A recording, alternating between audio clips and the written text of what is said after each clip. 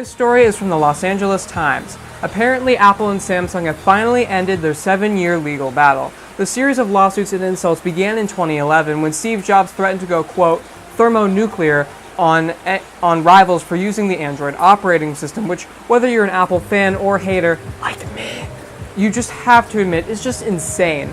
Essentially, Apple was threatening to sue any other company just for making a smartphone with Google's operating system.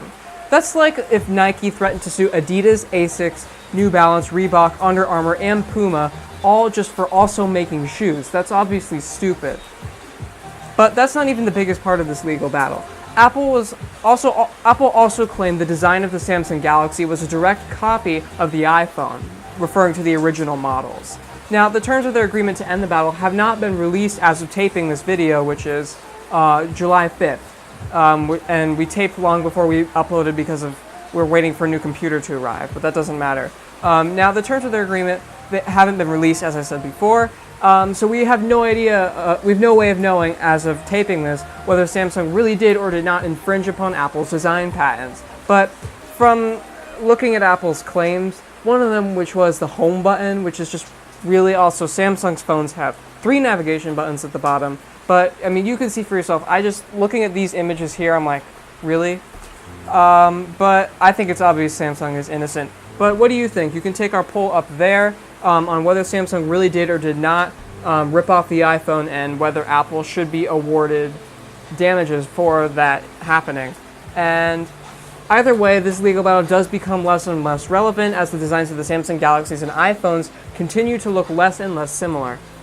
This story is from International Business Times. At E3, Microsoft announced that it will not be bringing virtual reality to Xbox. They said that instead they would focus on the Windows Mixed Reality platform, integrating AR and VR into Windows 10 PCs. This announcement sparked outrage from many Xbox fans, as just back in June of 2016, the company promised that the Xbox One X, then known as Project Scorpio, would bring high-fidelity VR to the Xbox platform. I personally think this is a bad decision, not because Microsoft is breaking their promise, but rather because Xbox is Microsoft's consumer-grade gaming platform, providing a kid-friendly gaming experience. PC gaming, by contrast, is much more for the more technically minded enthusiast, because you have to get into the details of what kind of graphics card am I going to need, how much RAM am I going to need to achieve this performance based on my budget and what I'm willing to tolerate in terms of graphics quality. Xbox is just much simpler. You get decent video quality at a somewhat reasonable price. And I think that not bringing VR to Xbox is going to be the death of the platform, because VR, I believe anyway, is the future of gaming. And this could be Microsoft's Kodak moment. Now, what I mean by their Kodak moment is I'm not using the phrase correctly. I'm sort of being facetious when I do that. Kodak was a major film camera maker back in the 1980s and long before digital technologies and computers in general went mainstream. But in the 90s, Kodak had the ability to be a major player. But they stuck to their roots of making film cameras, partially because they could make more money off of selling those film canisters. And as a result, most of our audience probably has no idea who Kodak is. And as a result, Canon, like the camera we're shooting on, Nikon and Sony and many others, took off and became massively successful because they learned to adapt to these new technologies. And the same thing will happen to Xbox, especially considering how Sony's PlayStation is already VR compatible. You know, let's poll the audience again. Do you think VR is that big of a deal just in general? Cast your vote up there. Hopefully we're allowed to do 2 polls per video.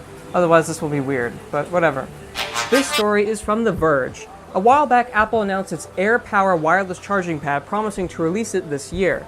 Apparently, wireless charging is really hard for Apple to wrap their heads around, because it took forever to get an iPhone that could do it, the iPhone 8, which came out just last fall, and Samsung had been doing it for years, and now we're experiencing more delays with the other device necessary to make wireless charging possible on that same iPhone 8.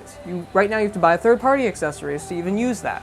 So, according to The Verge, Apple said it has hit, quote, technical hurdles.